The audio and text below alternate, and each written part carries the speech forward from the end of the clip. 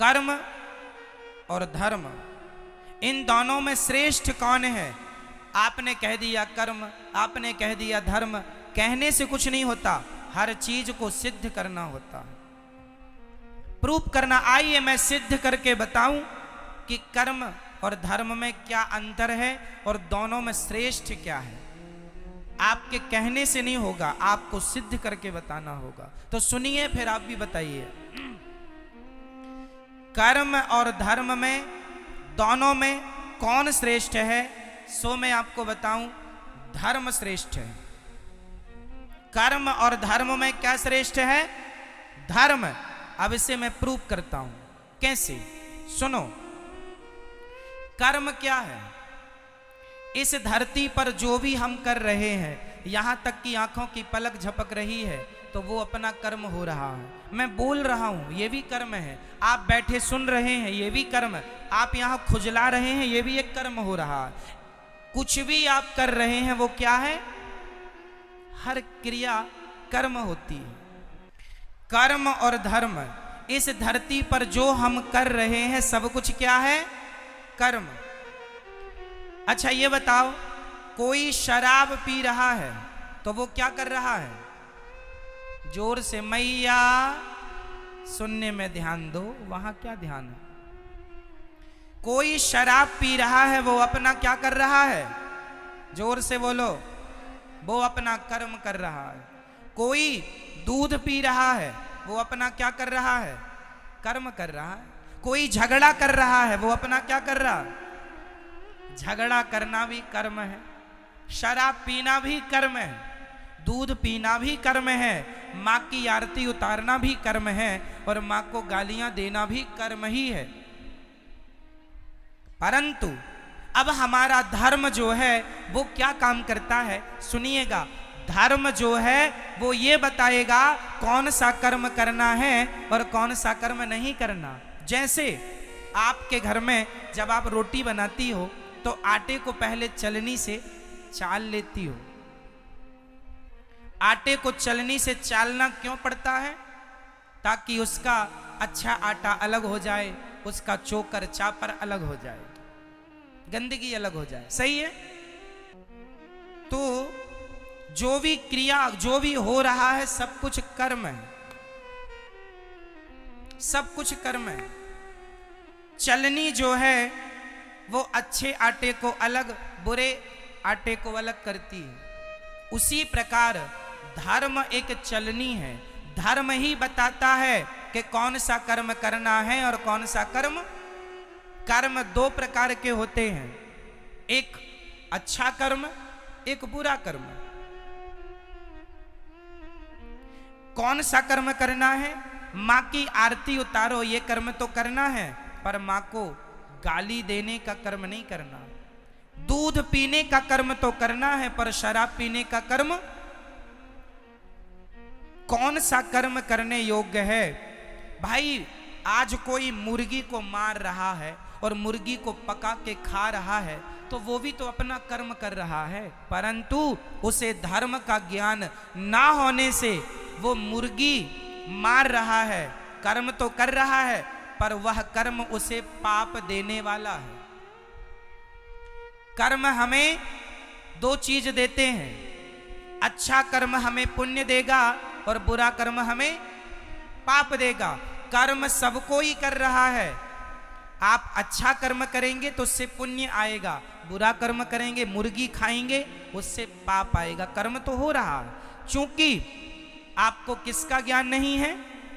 धर्म का ज्ञान ना होने से आदमी कर्म तो करता है, पर वह कर्म भी कर लेता है जो उसे नहीं करना चाहिए।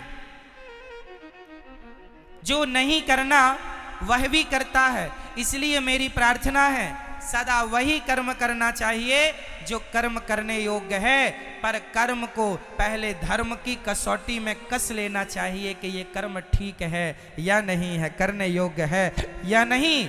कर्म तो सब ही है। मैं आपको एक थप्पड़ मार दूं, ये भी एक कर्म होगा, और मैं आपको सम्मान से यहां बिठा दूं, ये भी एक कर्म होगा। कौन सा मुझे करना है, कौन सा नहीं, ये कौन बताएगा? बोलो मेरी मां। इसलिए प्रत्येक व्यक्ति को किसका ज्ञान होना चाहिए? जोर से, जोर से, धर्म का। यदि आप धर्म का ज्ञान रखते हैं तो आप जो भी कर्म करेंगे ठीक करेंगे। यदि आपको धर्म का नॉलेज नहीं है तो आप गलत कर्म कर सकते हैं, संभावना है, क्योंकि आपको ज्ञान नहीं है। जैसे एक पत्नी अपने पति को छोड़कर पराये पुरुष से संबंध रखे तो ये क्या है? वो अपना कर्म कर रही है।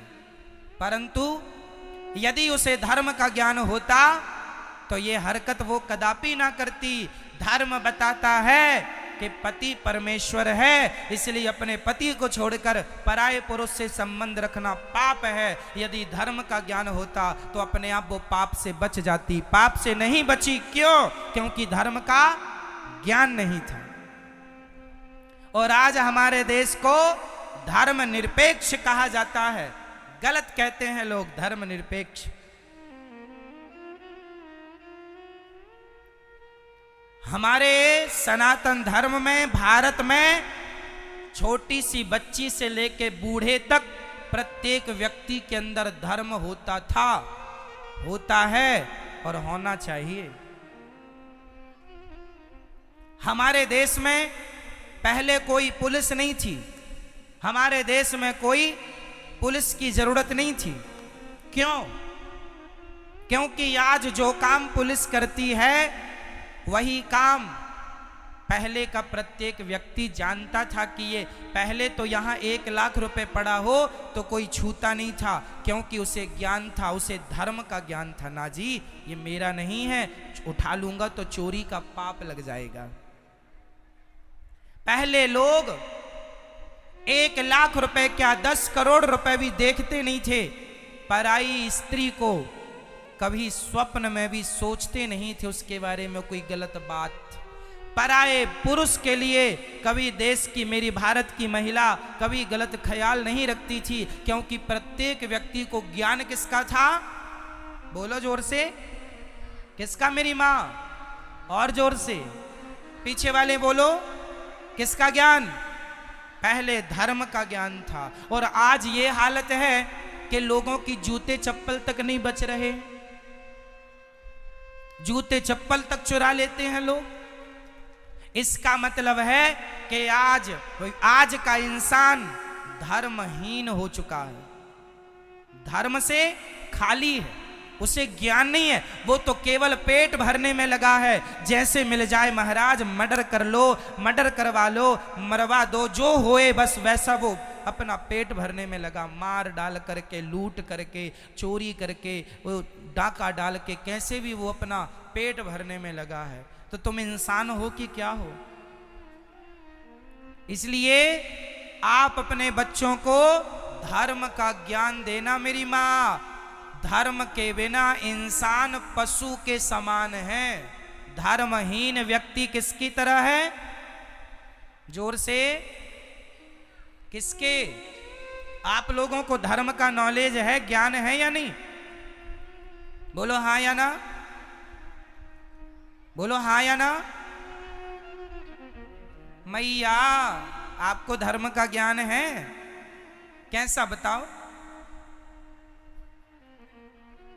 क्या है धर्म? चलो बताओ, नारी का धर्म क्या है? सबके भारत में धर्म है।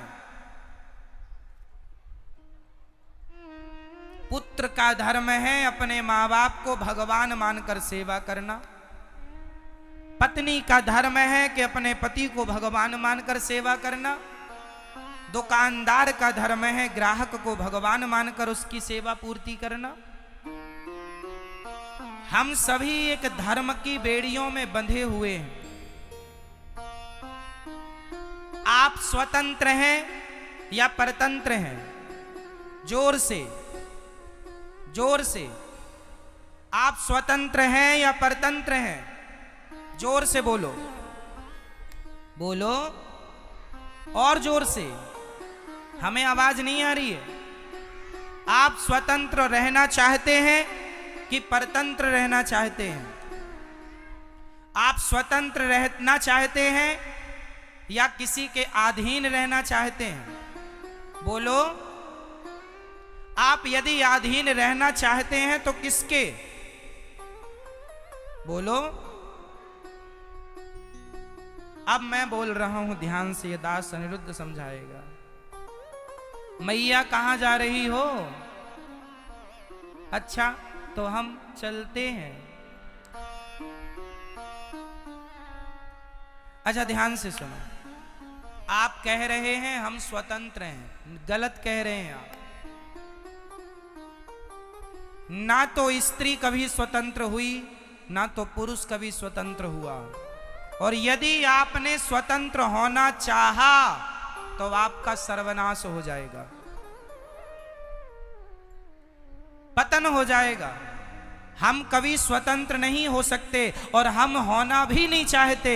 हम सदा धर्म के अधीन रहना चाहते हैं। हम किसके अधीन? बोलो। धर्म के अधीन। किसके अधीन? तो क्या आप स्वतंत्र हैं? नहीं। यदि स्वतंत्र होते और यदि आप मनमाना काम करोगे, आज एक स्त्री अपने पति को छोड़कर दूसरे पुरुष को रखती है, वो स्त्री अपने आप को स्वतंत्र मान रही है। उसकी स्वतंत्रता उससे पाप करा रही है कि नहीं? क्या समाज ऐसी नारी का सम्मान करेगा जो अपने पति को छोड़कर पर पुरुष से संबंध रखे? बताइए। उसने स्वतंत्र रास्ता चुन लिया, जो मन में आए। इसलिए हम स्वतंत्र नहीं हैं, हम वही करते हैं जो हमारा धर्म कहता है। क्या कहेगा धर्म, वो करेंगे हम। धर्म कहता है दूध पीना है बेटा, दूध पिएंगे। धर्म कहता है शराब नहीं पीना। आप मुझे 10 करोड़ रुपए देंगे और कहेंगे कि एक गिलास शराब पी लीजिए, तो मैं 10 करोड़ क्या, पूरी सृष्टि की दौलत लाकर कदमों में रख देंगे, तो भी मैं अपने धर्म का परित्याग नहीं करूंगा। मैं स्वतंत्र नहीं हूं, मैं धर्म के अधीन हूं। मैं गुलाम हूं धर्म का। मैं किसका गुलाम हूं? मैं किसका गुलाम हूं? 2 नारियां हैं समाज में। एक स्त्री का नाम है सीता, बहुत ध्यान से सुनिएगा। एक स्त्री का नाम है मेरी मां सीता, और दूसरी स्त्री का नाम है सूपनखा। सूपनखा रावण के बहिनी। अब बताइए, सीता माता स्वतंत्र है या सूपनखा स्वतंत्र है? कौन स्वतंत्र है? बोलो मेरी मां। कौन? सूपनखा स्वतंत्र है। इसलिए वो किसी पुरुष से कहती है कि हमसे विवाह कर लो, तो सम पुरुष न मोह सम नारी। राम जी कहते हैं हमारा भाई वहां बैठा है, एक बार बात कर लो, बात बने तो। चली गई।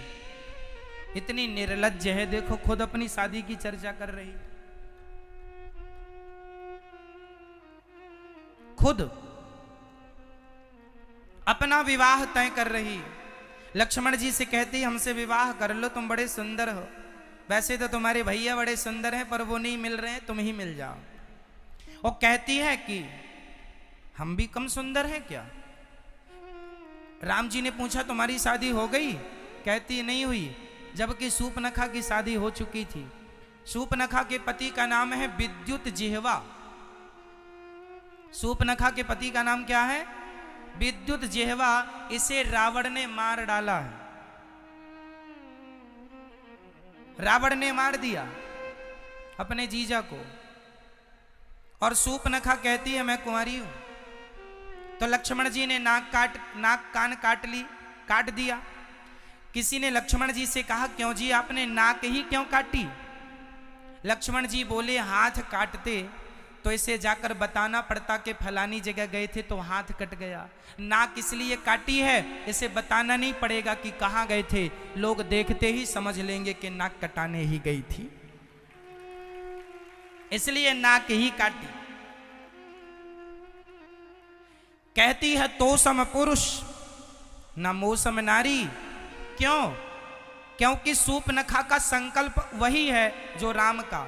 निश्चरहीन करऊं मही।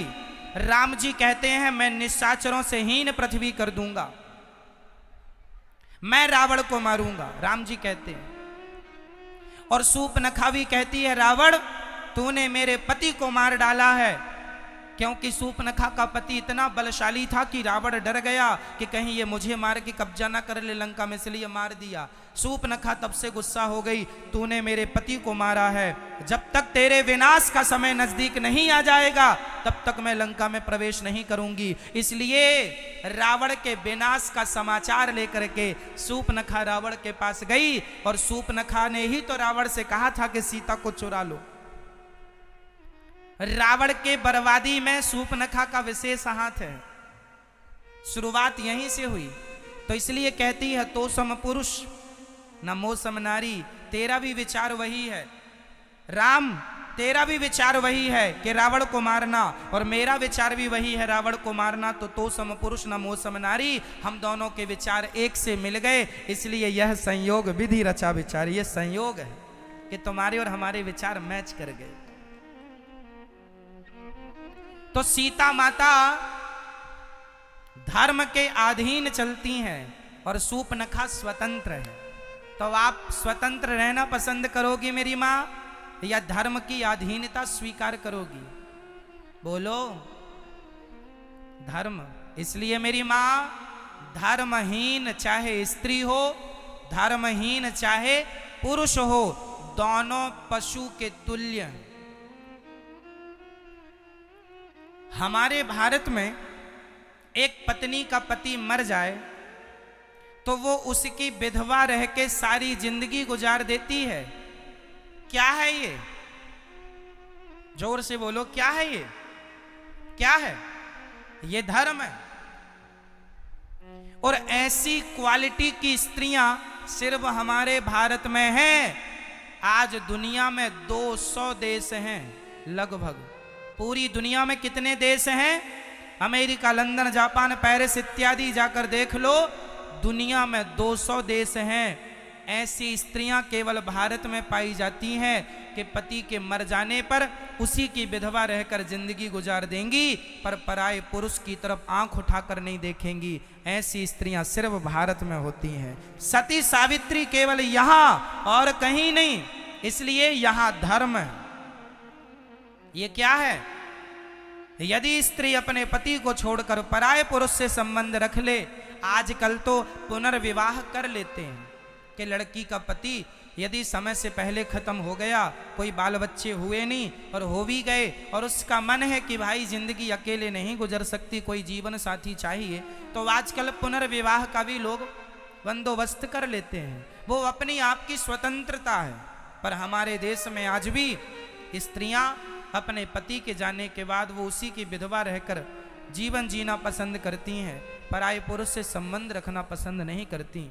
कुछ स्त्रियां ऐसी हैं, पर कुछ आज पुनर्विवाह में भी बिलीव करती हैं। सबके अपने अपने विचार हो सकते हैं, वो उनकी अपनी स्वतंत्रता। फिर भी मेरे देश में आज सती पतिव्रता नारी पाई जाती है। और ये स्त्रियों की क्वालिटी सिर्फ भारत की स्त्रियों की है और कहीं की नहीं। इसलिए है क्योंकि हमारे देश में धर्म रहा है, लेकिन आज के कुछ लोग भारत को धर्म निरपेक्ष कह रहे हैं कि ये तो धर्म में हम कोई विश्वास ही नहीं करते। धर्म निरपेक्षता का अर्थ होता है धर्म में कोई विश्वास ना करना।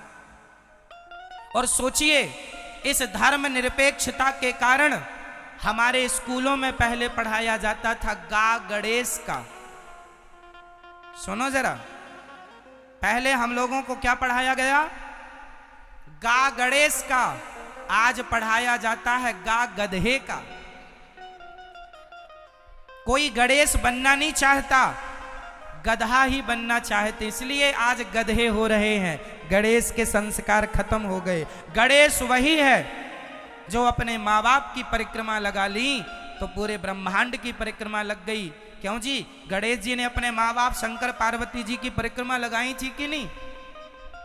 आज हम हिंदू लोग गणेश चतुर्थी को गली मोहल्ले में गणेश जी रख के उनसे यही तो सीखते हैं कि गणेश जी जैसे मातृभक्त थे, जैसे गणेश जी पितृभक्त थे, उसी प्रकार हमारा और आपका बेटा भी मातृ पितृभक्त बने। ये शिक्षा गणेश जी से मिलती थी। लेकिन आजकल स्कूलों से संस्कार, बच्चे संस्कारहीन होते चले गए।